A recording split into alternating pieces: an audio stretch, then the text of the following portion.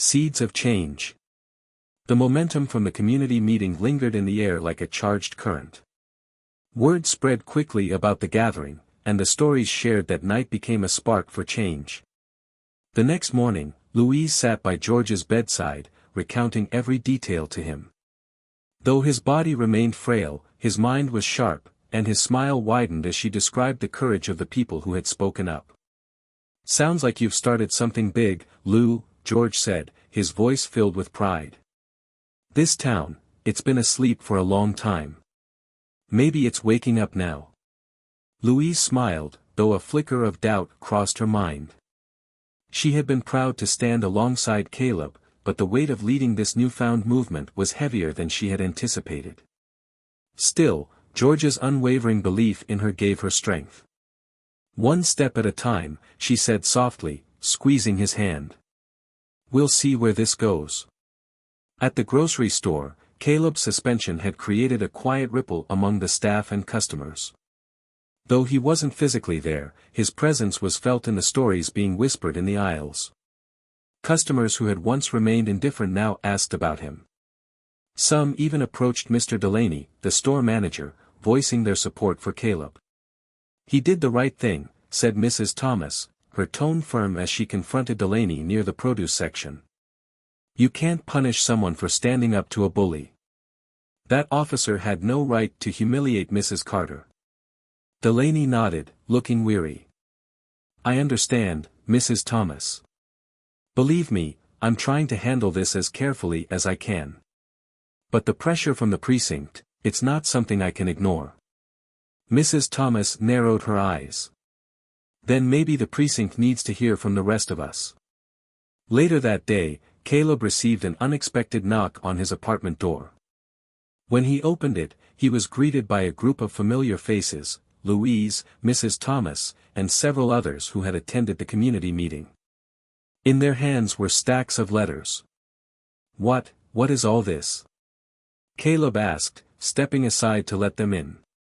Louise's eyes sparkled with determination. "These are letters from people in town. We've written to the store, to the local paper, and to the precinct. They need to know that we stand with you." Caleb stared at the pile, his chest tightening with emotion. "You didn't have to do this," he said, his voice thick. I don't know what to say." Mrs. Thomas patted his arm. "You don't need to say anything, Caleb. You already did your part. Now it's our turn." The group spent the afternoon organizing the letters, preparing to deliver them to their respective destinations. As they worked, Caleb felt a renewed sense of purpose. What had started as a single moment of courage was growing into something far greater than himself. By the end of the week, the letters had begun to have their intended effect. The local newspaper published a story about the incident, highlighting both the officer's behavior and Caleb's bravery. The article included quotes from Louise and other community members, painting a vivid picture of the growing movement for dignity and respect in their town. "It's not just about what happened to me," Louise was quoted as saying. "It's about making sure no one else has to endure that kind of humiliation. We all deserve to be treated with kindness and respect, no matter who we are." The article sparked widespread discussion. Customers at the grocery store debated the issue in the checkout lines, and social media buzzed with reactions. Many supported Caleb and Louise, while others expressed skepticism or concern about challenging authority. Among those paying attention was Officer Radcliffe himself. Sitting in his patrol car, he scrolled through the comments on the newspaper's website. To his dismay, the majority were critical of his actions. "Disgraceful behavior for someone in uniform," one comment read. "Caleb and Mrs. Carter are heroes," said another. "The officer should be ashamed." Radcliffe's jaw tightened as he threw his phone onto the passenger seat. He hadn't anticipated such backlash. For the first time, he felt a flicker of doubt about his behavior that day. Meanwhile, the precinct was receiving calls and emails from concerned citizens. The complaints were measured but firm, calling for accountability and fairness. Captain Harris, a no-nonsense leader with years of experience, took notice. "This isn't going away," Harris said to Radcliffe during a private meeting. "You've put us in a difficult position. We need to address this before it escalates further." Radcliffe shifted uncomfortably. "What do you want me to do? Apologize?" Harris's gaze was stern. "That would be a good start. But more than that, you need to reflect on why this happened in the first place. We're supposed to serve and protect, not belittle and humiliate." Radcliffe didn't respond, but Harris's words lingered in his mind long after the meeting ended. At Louise's house, the group gathered once again, this time to celebrate their progress. Though there was still much work to be done, the signs of change were undeniable. Caleb's suspension had drawn attention to an issue that had been ignored for too long, and the community was rallying behind him. "You've started something incredible, Louise," Caleb said as they sat together on the porch. "None of this would have happened without you." Louise shook her head, a soft smile on her lips. "No, Caleb. This started with you. You reminded us all what it means to stand up for what's right. And now it's up to all of us to keep it going." As the sun dipped below the horizon, casting the town in shades of orange and pink, Louise felt a deep sense of hope. The seeds of change had been planted, and though the road ahead would be long, she knew they were heading in the right direction. A community awakens. The quiet murmur of the small-town diner seemed louder than usual as Caleb walked in, his head held high despite the weight of his suspension. He had decided to stop by for coffee, hoping for a moment of normalcy. Heads turned as he entered, and he felt the eyes of the other patrons following him. He couldn't tell whether they were judging him or admiring him, but either way, it didn't matter. Caleb knew he had done what was right. "Hey, Caleb," said Ruby, the elderly waitress who had worked at the diner for decades. Her voice was warm, though her eyes flicked nervously to the other customers. "Coffee, as usual?" He nodded, sliding into a booth near the window. "Thanks, Ruby." As she poured his coffee, Ruby leaned in and whispered, "Don't let him get to you, kid. You did a good thing. People around here don't always know how to handle someone with a backbone." Caleb smiled faintly. "Thanks, Ruby. That means a lot." Across the diner, murmurs grew louder. Caleb could pick up bits of conversation. Some were supportive, others more critical. "He's just a cashier," someone muttered. "What gives him the right to talk back to a cop?" But another voice countered, "He's got more courage than most of us." That officer was out of line. The clash of opinions mirrored the inner turmoil Caleb had been feeling since the incident. The suspension weighed heavily on him, but the growing support from some corners of the community gave him strength. As he sipped his coffee, he noticed Louise Carter walk through the door. Her presence was like a ripple across the room, silencing conversations as she made her way to his booth. "Mrs. Carter," Caleb said, standing to greet her. "What are you doing here?" Louise smiled, her eyes kind but determined. "I came to thank you properly, Caleb. And to let you know that you're not alone in this." She slid into the booth across from him, and the whispers in the diner grew louder. Louise ignored them, her focus solely on Caleb. "You stood up for me when I couldn't," she said, her voice steady.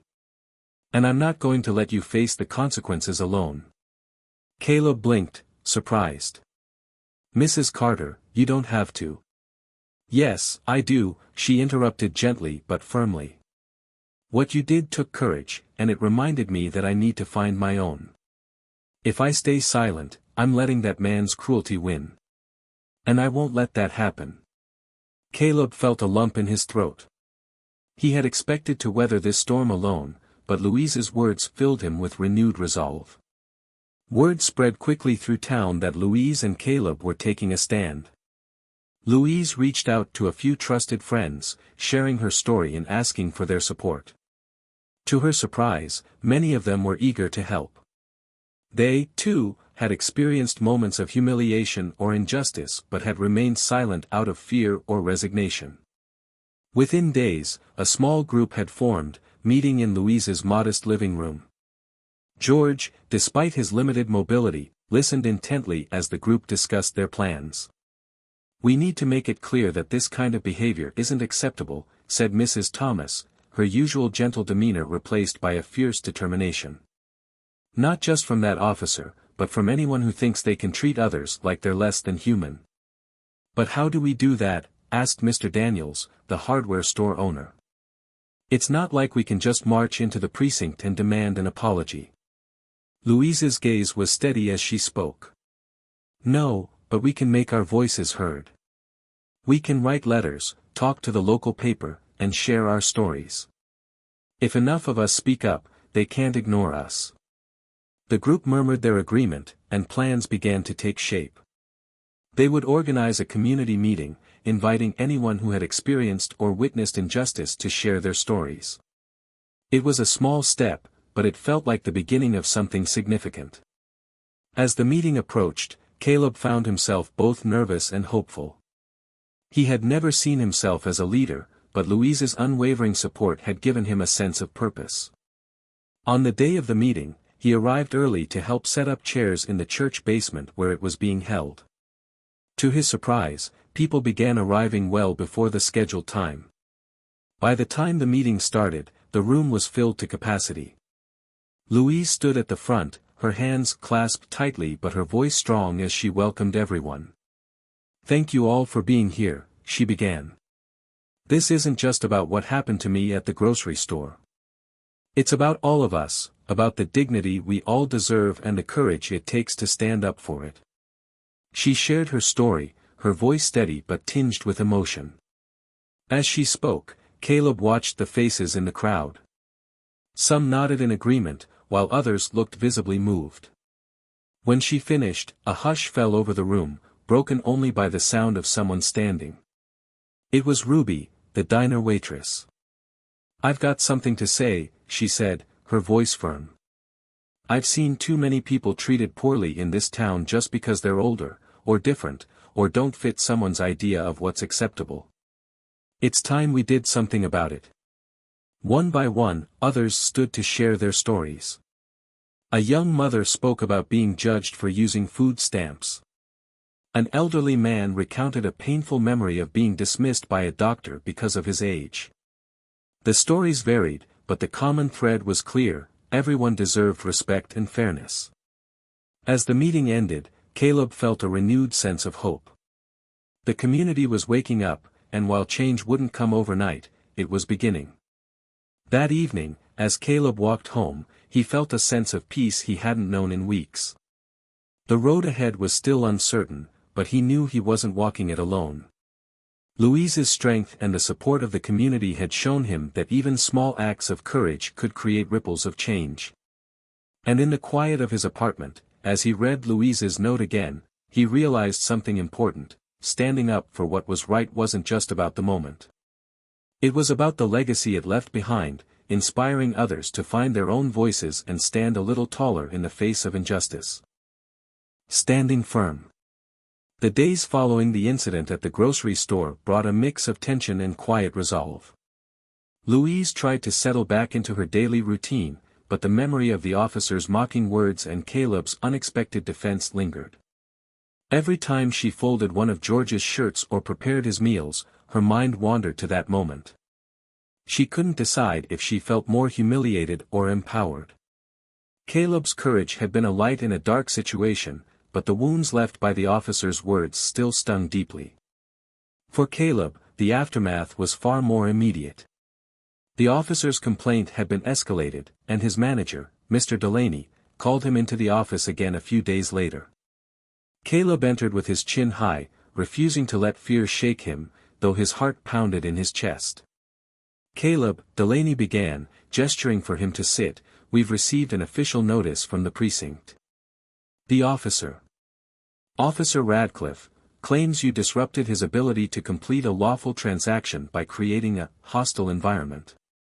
Caleb's jaw tightened. "A hostile environment," he repeated incredulously. "He's the one who humiliated Mrs. Carter in front of everyone. How is standing up to him hostile?" Delaney's expression was heavy, a mixture of sympathy and unease. I agree with you. But this situation has brought a lot of attention to the store. There are customers who support what you did, but others are saying you stepped out of line. The store's reputation is at stake, and, he trailed off, looking pained.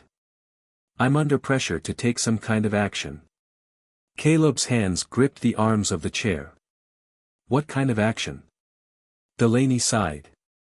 I've been asked to suspend you for a week. Officially, it's for failing to maintain professional neutrality with a customer. Caleb's heart sank. Neutrality? So I'm being punished for not standing by and letting that man bully an elderly woman? I don't agree with it, Delaney said firmly. And if it were solely up to me, there'd be no punishment at all. But the higher-ups are involved now, and they want this to go away quietly. Caleb, I want you to know that I respect what you did. You showed more courage than most people would have. Caleb leaned back in his chair, his mind racing. He wanted to argue, to fight back, but he knew Delaney's hands were tied. So what happens now? He asked finally. Delaney handed him a letter. This is your official notice. The suspension starts tomorrow. Use the time to think things over. I'll do everything I can to smooth things out while you're gone.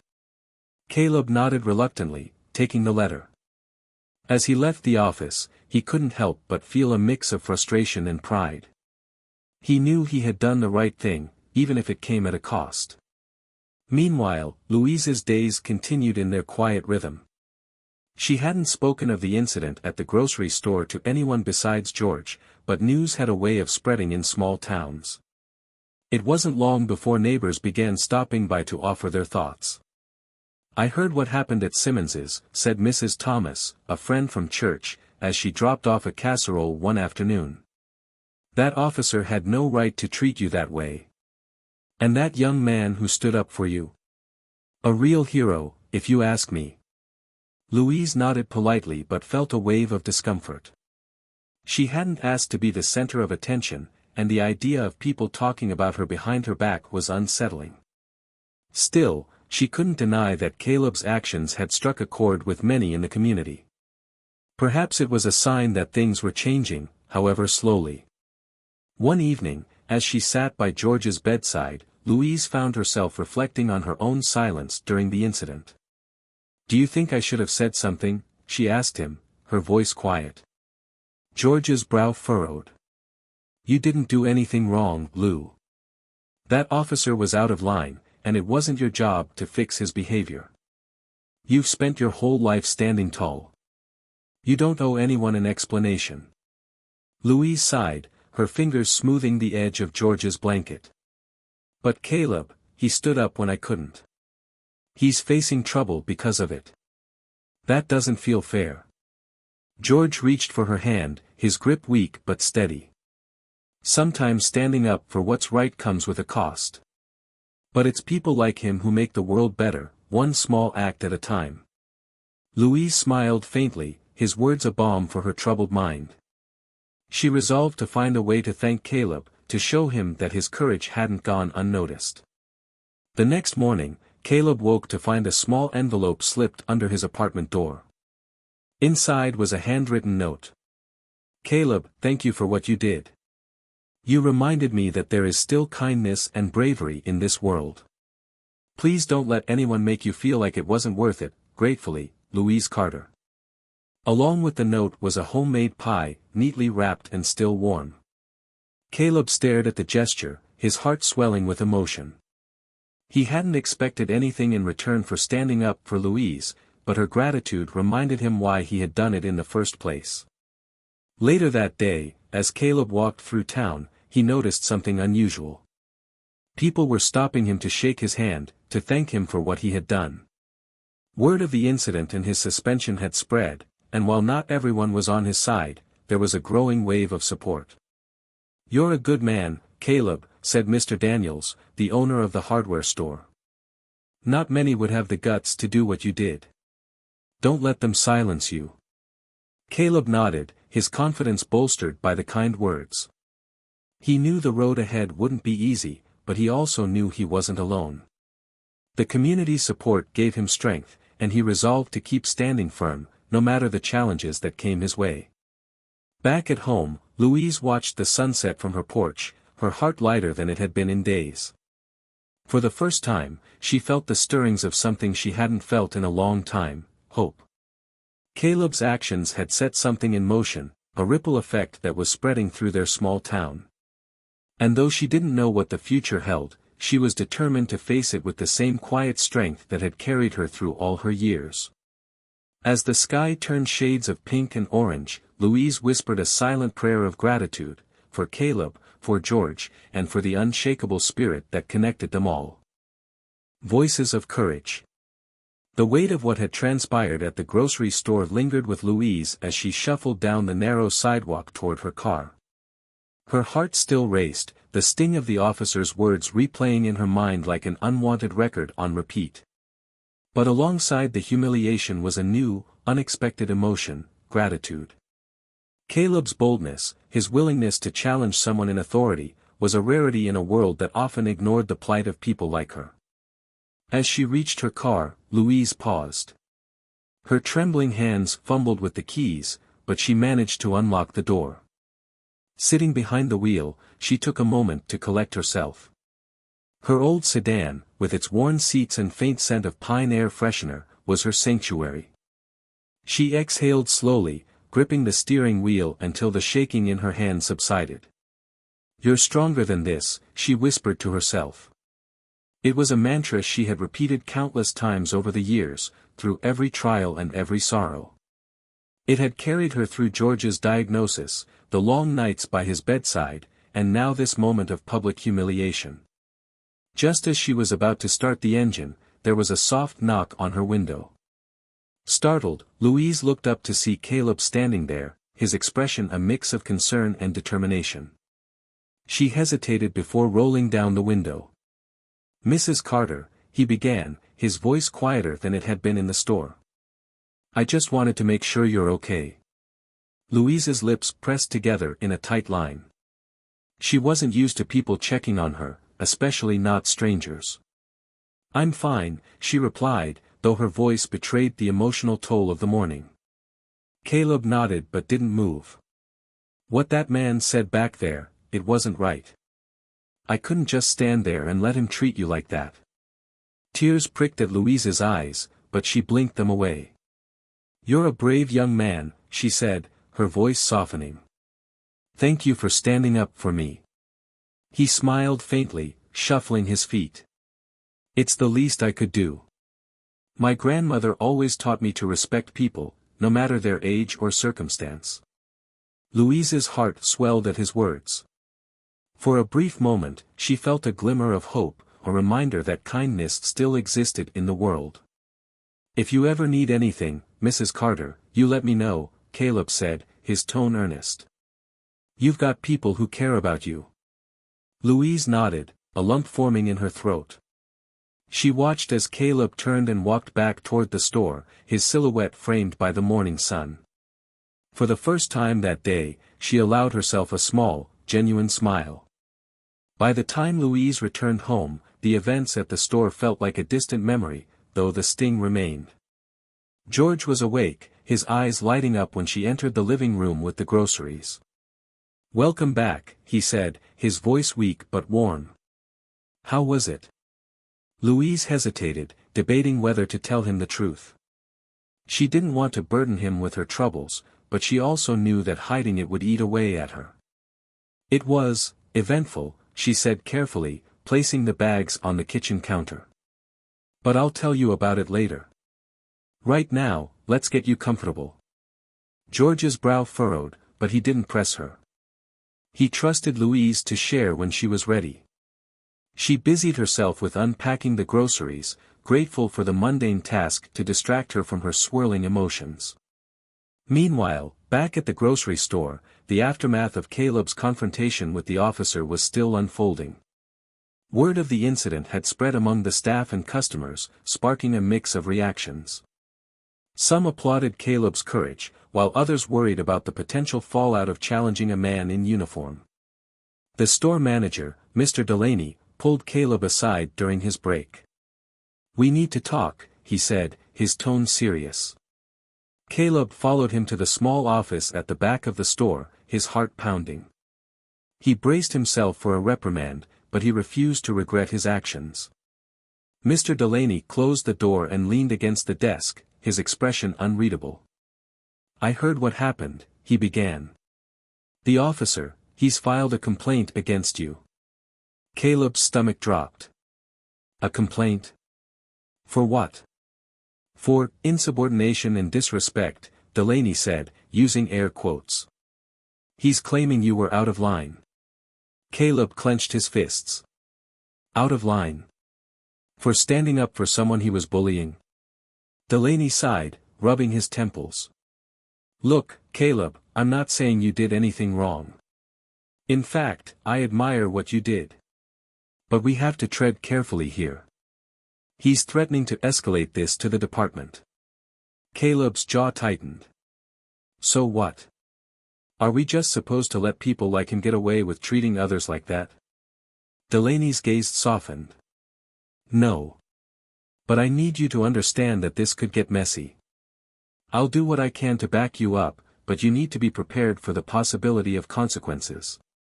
Caleb nodded, his resolve unwavering. "I'm not backing down. Mrs. Carter didn't deserve what happened to her, and I won't apologize for doing what was right."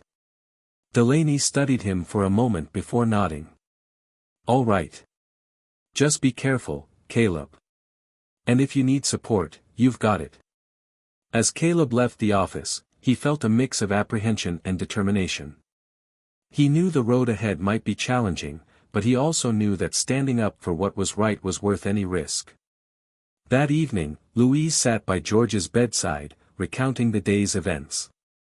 She kept her voice steady, but her hands trembled as she spoke. "That boy, Caleb," she said, her eyes glistening with emotion. "He stood up for me, George. Right there in front of everyone. I didn't expect it." George reached for her hand, his grip weak but comforting. "There are still good people in this world, Lou. Sometimes it takes moments like these to remind us of that." Louise nodded, a tear slipping down her cheek. For the first time in a long while, she felt a spark of hope, not just for herself, but for the world around her. Caleb's courage had been a light in the darkness, a reminder that even in the face of cruelty, there was room for kindness and justice. As the night deepened, Louise found herself replaying Caleb's words in her mind. She didn't know what the future held, but she resolved to hold on to the strength he had shown her. And, in her heart, she knew that the story wasn't over yet. The burden she bore. The morning light crept through the thin, lacy curtains of Louise Carter's modest living room, painting the well-worn furniture in soft gold. At 78, Louise moved with the deliberate pace of someone carrying the weight of years and struggles. Her hands, calloused from a lifetime of work, trembled slightly as she adjusted her simple cotton dress in the hallway mirror. The reflection staring back at her revealed tired eyes framed by lines that held the stories of a life well lived but hard fought. She glanced at the crumpled shopping list in her hand, her gaze lingering on the last item, adult diapers. Her breath caught for a moment as she stared at the shaky handwriting that mirrored the fragility of her existence. It was not just an errand, it was a reminder of her husband's decline. The man who had once carried her through life's storms now relied on her for even the simplest tasks. "Lou," came the weak voice from the living room. Louise's heart clenched. She turned toward her husband, George, who lay confined to a hospital bed that had become a permanent fixture in their home.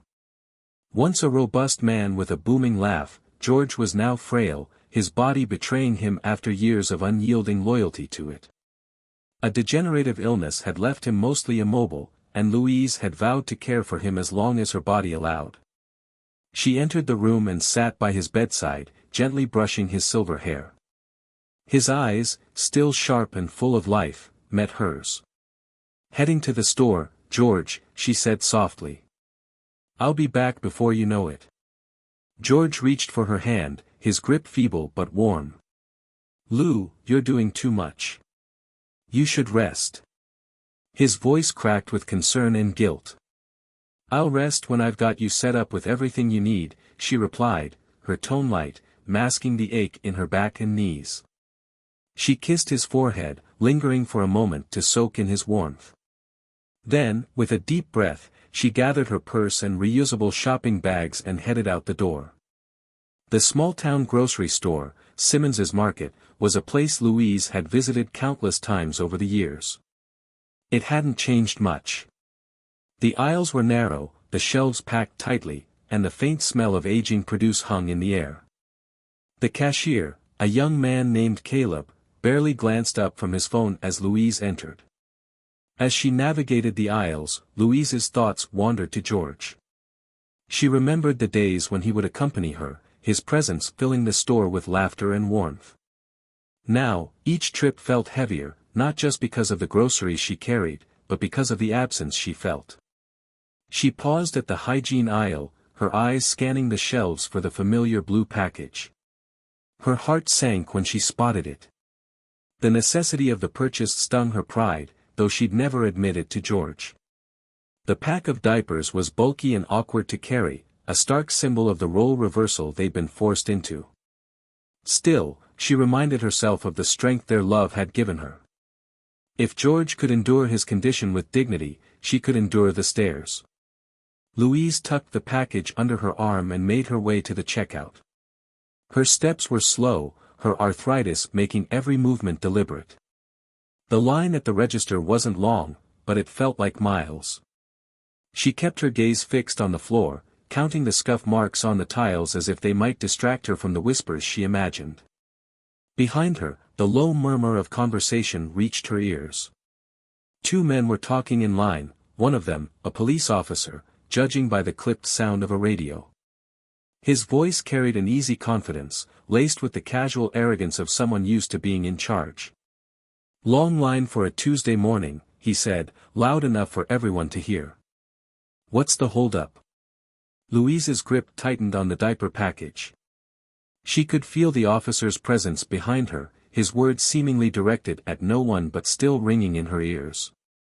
"Would you look at that?" The officer's voice rose again, this time tinged with amusement. "Adult diapers? At her age, shouldn't she be in one instead of buying them?" The words hit Louise like a slap. Her cheeks flushed, and her heart raced as she struggled to keep her composure. A ripple of laughter spread through the small crowd of shoppers, their glances darting toward her and then away just as quickly. Shame and anger churned inside her, but she held her head high, determined not to let her humiliation show. Caleb, the cashier, looked up from his register, his brows knitting together as he took in the scene. Louise's trembling hands placed her items on the conveyor belt. She avoided his gaze, her lips pressed tightly together. Caleb scanned the items in silence, his usual indifference replaced by a flicker of unease. The officer's mocking continued as he leaned toward his companion. "Maybe we should get her a walker to go with those diapers. Could make a whole set for the elderly." More laughter followed, though this time it was scattered and hesitant. Louise's chest felt tight. She wanted to defend herself, to explain that the diapers weren't for her but for her husband, a man who had given so much and now needed her more than ever. But the words caught in her throat, choked by years of experience that had taught her silence was often the safest response. As Caleb handed her the receipt, he hesitated, his eyes meeting hers. There was something in his expression that gave her pause, a flicker of understanding, perhaps even regret for not intervening sooner. "Thank you," Louise whispered, her voice barely audible. She grabbed her bags and turned to leave, her head held high despite the heaviness in her heart. But as she reached the door, a voice stopped her in her tracks. "Hey, lady," the officer called out, his tone sharp. Louise froze, her hand on the door handle. "Next time, maybe get someone else to do your shopping. Save the rest of us the wait." The room fell silent. Caleb's chair scraped loudly against the floor as he stood, his face flushed with anger. "That's enough," he said, his voice steady and loud enough to cut through the tension. The officer turned, his smug expression faltering as he stared at the young cashier. "Excuse me," the officer said, his tone challenging. Caleb's hands were clenched into fists at his sides, but his voice remained calm. "You don't get to talk to her like that.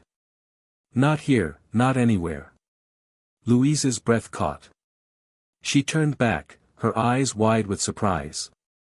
For the first time in years, someone had stood up for her. The officer's face darkened, but Caleb didn't waver. The tension in the room was palpable, every shopper's eyes fixed on the unfolding confrontation. In that moment, something inside Louise shifted.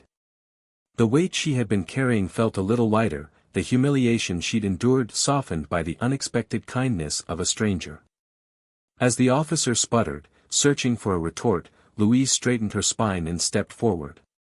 "Thank you," she said softly to Caleb, her voice carrying the strength of a lifetime of resilience.